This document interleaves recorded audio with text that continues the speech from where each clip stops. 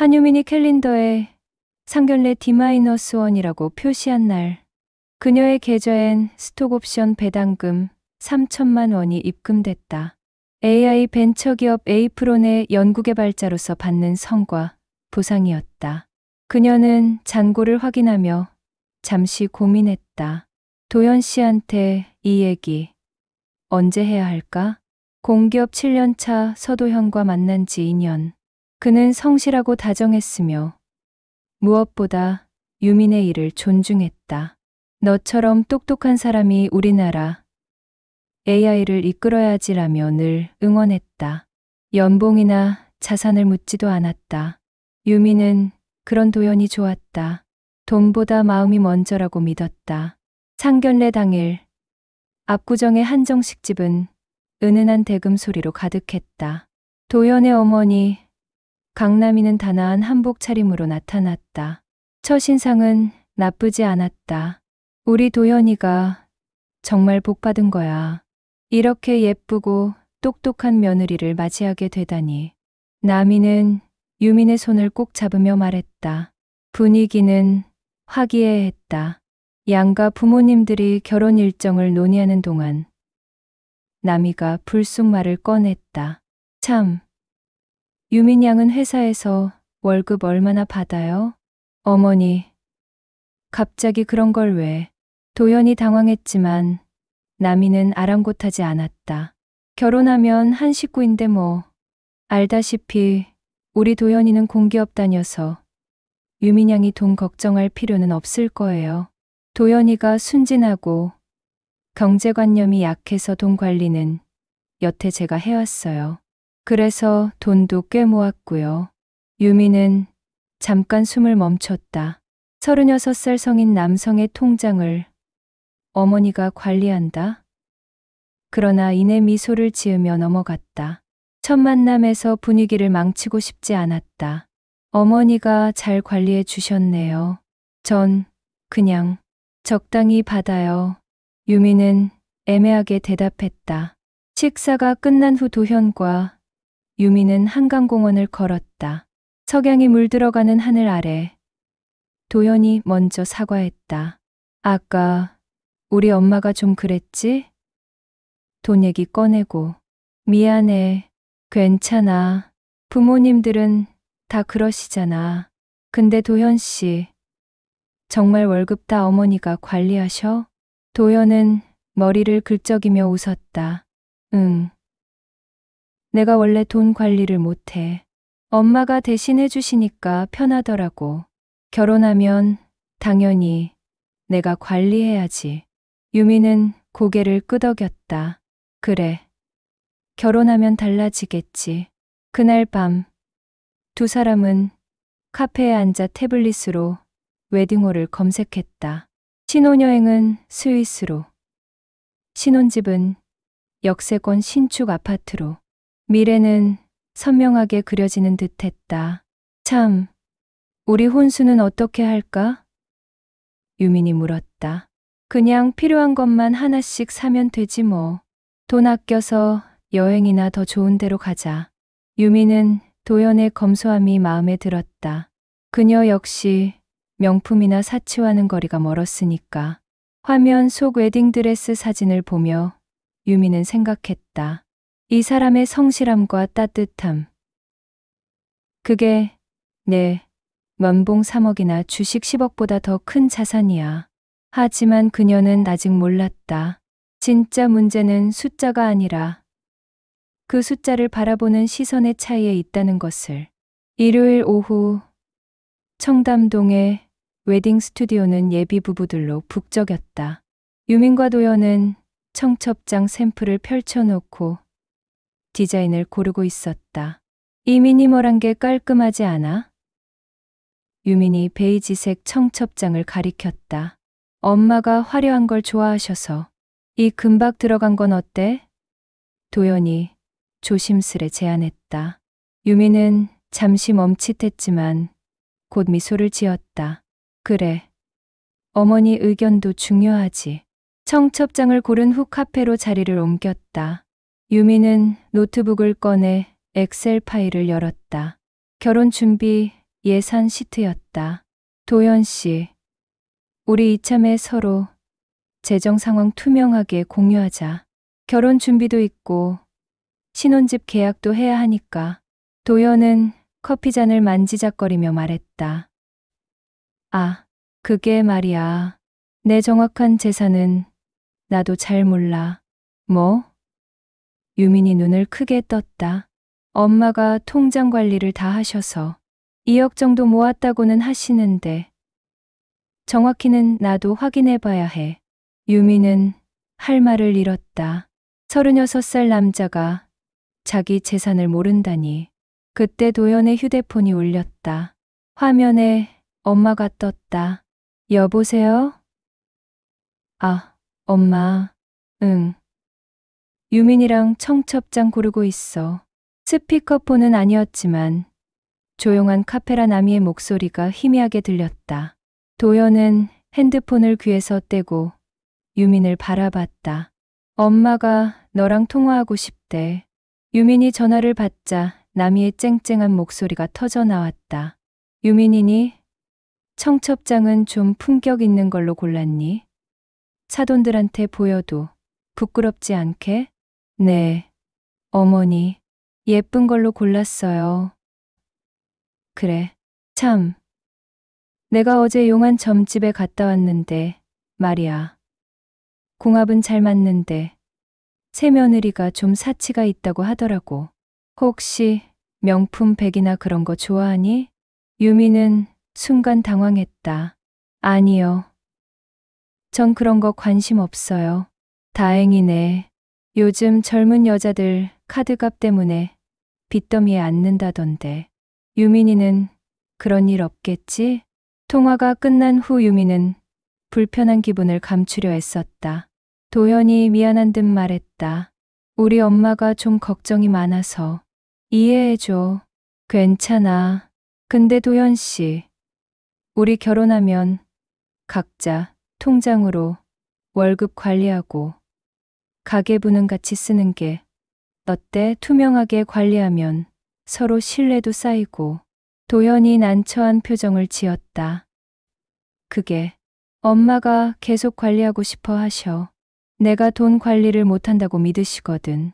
그래도 이제 결혼하면 독립해야 하는 거 아니야? 그때 도연의 휴대폰에 메시지가 왔다. 남이었다. 돈 얘기 나왔으면 분명히 해도 엄마가 계속 관리한다고.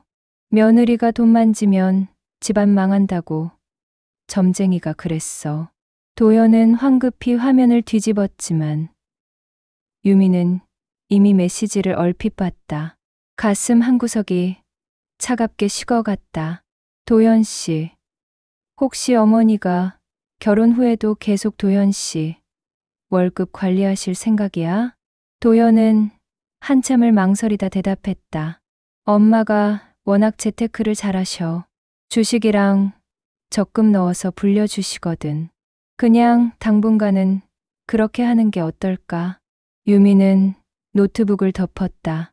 화면 속 결혼 준비 예산 시트가 갑자기 무의미하게 느껴졌다.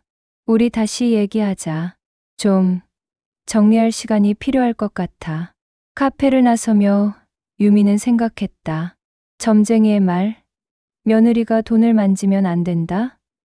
2025년에 그녀의 주머니 속 휴대폰엔 에이프론 상반기 실적 발표, 영업이익 300% 상승, 뉴스 알림이 와 있었다. 그녀가 만든 AI 모델 덕분이었다. 하지만 그 자부심도 지금 이 순간의 씁쓸함을 덮기엔 역부족이었다. 화요일 점심시간, 유민의 휴대폰이 울렸다. 낯선 번호였다. 유민이니? 나 도연이 엄마다. 오늘 저녁에 시간 좀 낼 수 있니? 둘이 차 한잔하면서 얘기하고 싶은 게 있어서. 유민은 모니터에 뜬 코드를 보다가 시선을 거뒀다. 네, 어머니. 어디로 갈까요? 강남역 근처 카페로 오거라. 6시에. 전화를 끊고 유미는 불안감을 느꼈다. 도연 없이 단둘이 만나자니. 그래도 예비 시어머니의 부름을 무시할 순 없었다. 퇴근 후 약속 장소에 도착하니 나미는 이미 와 있었다. 명품 핸드백을 테이블 위에 올려놓고 팔짱을 낀 채 앉아 있었다. 퇴근이 늦는구나. 어서 와서 앉아. 유민이 자리에 앉자 나미가 단도직입적으로 말했다. 통장 사본하고 신용카드 사용. 내역은 가져왔니? 네? 유민이 당황했다. 결혼 전에 확인해야 할 거 아니니? 요즘 젊은 여자들 카드빚 숨기고 결혼하는 경우가 많다던데. 어머니, 죄송한데 왜 그런 걸 보여드려야 하죠? 경제적인 부분은 이미 도현 씨와 상의했어요. 나미의 눈빛이 차가워졌다. 아니, 떳떳하면 보여줄 수 있는 거 아니니? 숨길 게 있으니까 보여주고 싶지 않은 게 아니고. 주변 테이블의 시선이 느껴졌다. 유미는 목소리를 낮췄다. 저한테 빚은 없어요. 그리고 이건 저와 저희 부부의 사생활이에요. 사생활. 결혼하면 한가족 되는데 무슨 사생활이니? 우리 도연이가 순진해서 그냥 내가 한 번 더 확인하는 거야.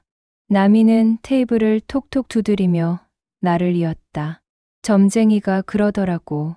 며느리 될 사람이 겉으로는 얌전해 보여도 돈, 욕심이 많다고. 우리 도현이가 공무원이라고 안정적인 직장 노리고 접근하는 여자들이 얼마나 많은 줄 아니? 유미는 기가 막혔다. 어머니, 저도 직장 다니고 제 돈 잘 벌고 있어요. 그래봤자 여자 월급이 얼마나 되겠니? 공무원 남편이 다달이 벌어오는 돈만큼은 안 될 거 아니니. 안 그래? 그 순간 유미는 노트북을 꺼낼까 망설였다. 계좌에 있는 10억. 이번 달 들어온 월급 2,800만 원을 보여주면 이 모욕적인 상황이 끝날까? 하지만 그녀는 참았다. 돈으로 인정받아야 하는 관계라면 시작할 가치가 없었다. 유민이 내가 못 보여주겠으면 이 결혼 다시 생각해봐야겠구나. 나미가 으름장을 놓았다. 어머니, 그게 무슨 말씀이세요? 쉽게 말해서 잘못된 결혼하기 전에 깔끔하게 파혼하자는 거지. 시어머니한테도 이렇게 숨기는데 우리 도연이한테는 오죽하겠니? 바로 그때 유민의 휴대폰에 알림이 떴다.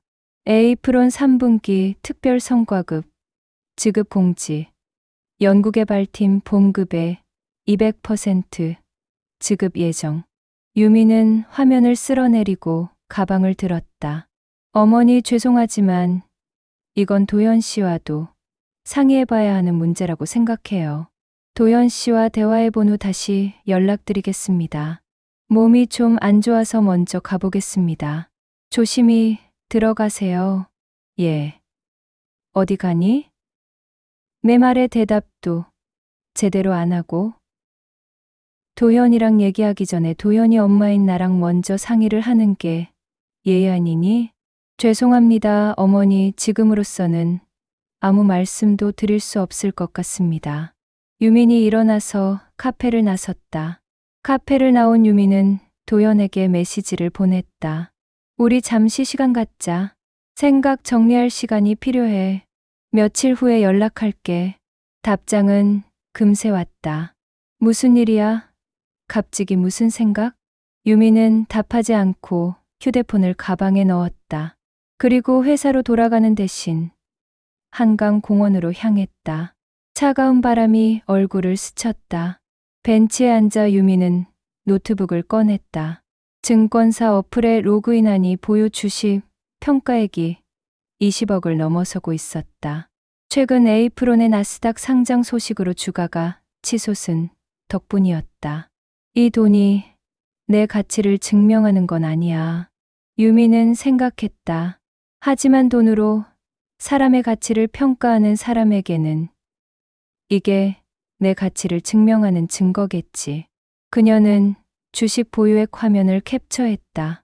언젠가는 보여줘야 할 순간이 올 것 같았다. 하지만 그게 화해를 위해서가 아니라 결별을 위해서일 거란 씁쓸한 예감이 들었다. 목요일 오전 7시. 유민이 출근 준비를 하는데 도어벨 알림이 요란하게 울렸다. 도어벨 모니터를 확인하니 부스스한 머리에 눈이 빨갛게 충혈된 도연이 서 있었다. 유민아, 제발 문 좀 열어줘. 아니, 문 열어주지 않아도 돼. 내 얘기만이라도 들어줘, 제발. 문을 열자 도연이 현관 앞에 털썩 무릎을 꿇었다. 미안해.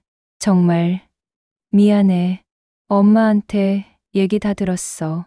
너한테 그런 얘기까지 할 줄은 몰랐어. 나를 봐서라도 용서해줘, 제발. 일어나, 도현 씨. 이러지 마. 내가 생각 정리하고 다시 연락 준다고 했잖아. 유민아, 경제권. 다 내가 가져. 내가 엄마한테 어제 큰 소리로 얘기했어. 이제 내 돈은 내가 관리한다고. 결혼하면 유민이 너가 다 관리할 거니까 너한테 돈 얘기 절대 하지 말라고 했어. 유민은 한숨을 쉬며 도연을 거실로 들였다. 도연 씨, 이 모든 게 겨우 돈 관리 문제뿐이었을까? 도연이 고개를 들었다. 무슨 말이야? 어머니는 나를 사기꾼 취급하고 내 인격을 모독했어. 그런데 평생 같이 살아왔으면서 어머니가 그럴 줄 몰랐다는 게 말이 돼? 도연 씨는 그냥 어머니가 다 처리해 주길 바랐겠지. 언제나처럼. 그게 엄마가 워낙 걱정이 많으셔서 그래. 악의적인 의도는 없으셔. 정말이야. 바로 그때 도연의 휴대폰이 미친 듯이 울렸다. 화면엔 엄마가 연속으로 떴다. 도연 씨, 전화 받아 무시한다고 해결될 일이 아니잖아. 아니야, 이미 다 얘기하고 왔어.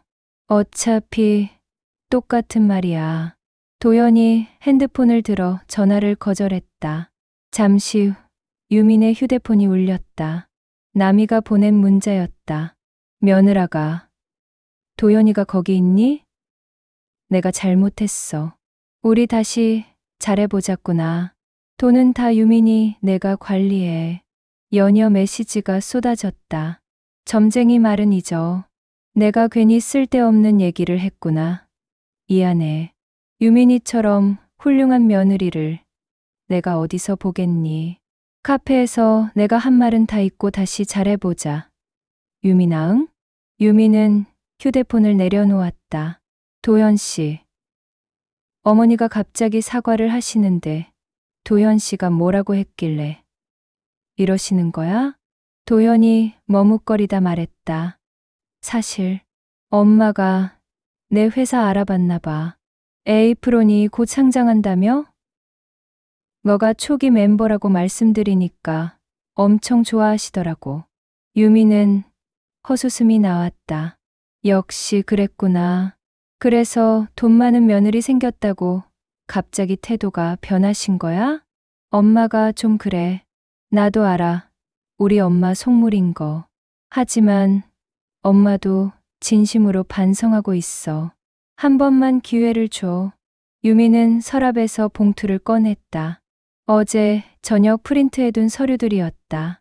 도연 씨, 이거 가져가. 증권 계좌 잔고 증명서, 급여 명세서, 부동산 등기부 등본. 도연의 눈이 점점 커졌다. 이게 다 내 거야?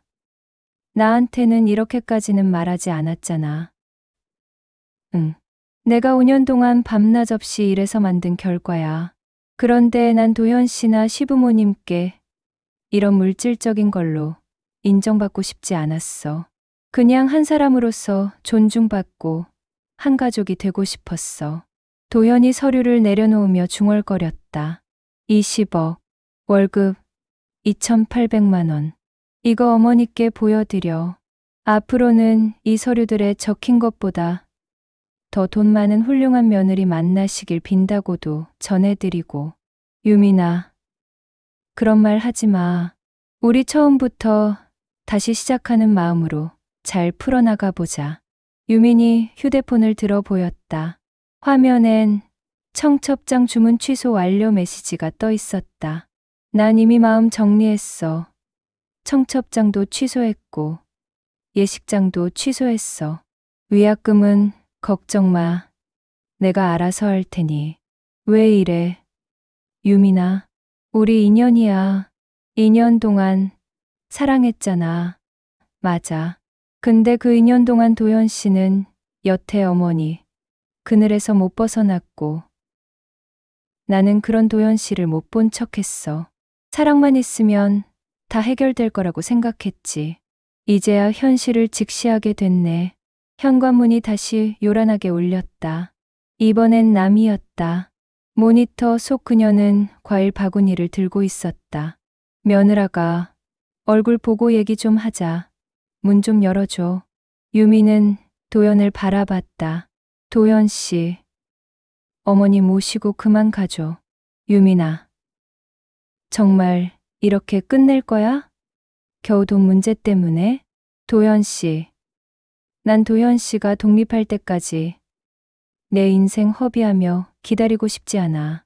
그냥 안 될 인연이었다고 생각하고 정리하자. 제발 나가줘. 지금은 아무도 만나고 싶지 않아. 도연이 무거운 발걸음으로 현관을 나섰다.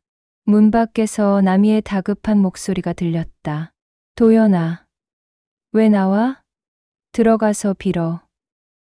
무릎이라도 꿇고 빌면 다 용서해 줄 거야. 응? 유미는 도어벨 모니터로 과일 바구니를 든 나미와 고개 숙인 도연의 뒷모습을 바라봤다. 마치 주식 차트처럼 어떤 관계는 정리가 필요한 시점이 있다. 지금이 바로 그때였다. 팔로엘토의 아침은 서울과 달랐다. 유미는 유니버시티 애비뉴의 공유 오피스 창가에 앉아 커피를 홀짝였다. 스탠퍼드 AI 과정을 마치고 현지 스타트업과 협업 프로젝트를 시작한 지 석 달째였다. 유민, 굿모닝. 어제 올린 코드 리뷰 봤어? 팀 파트너 마이클이 밝게 인사했다. 그는 MIT 출신의 엔지니어로 기술력만큼이나 배려심도 뛰어났다. 응. 피드백 고마워.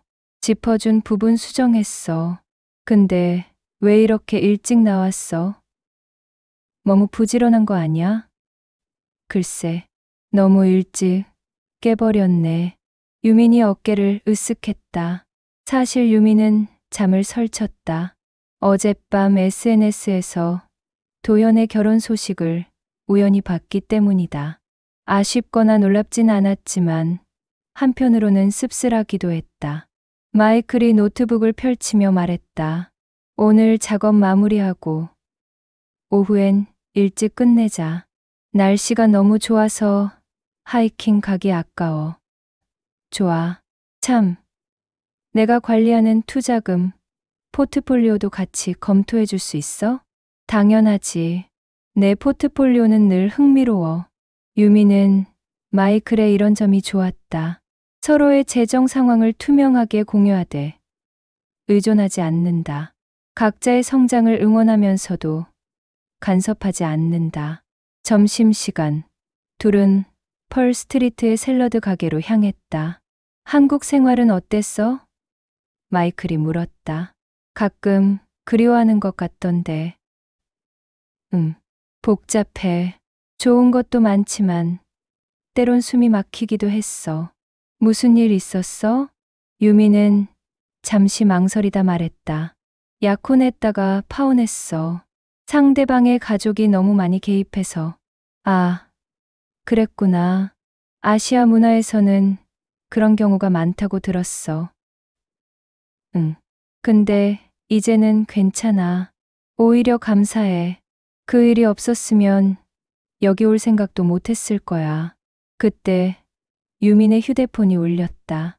한국 번호였다. 발신자를 확인하니 에이프론 대표였다. 잠시만. 한국에서 전화가 왔어. 통화를 마치고 돌아온 유민의 표정이 밝았다. 무슨 좋은 소식이야? 마이클이 물었다. 회사가 나스닥 상장 승인받았대. 축하해 유민. 이제 진짜 억만장자네. 유민이 웃었다. 돈보다 내가 만든 기술이 인정받았다는 게 더 기뻐.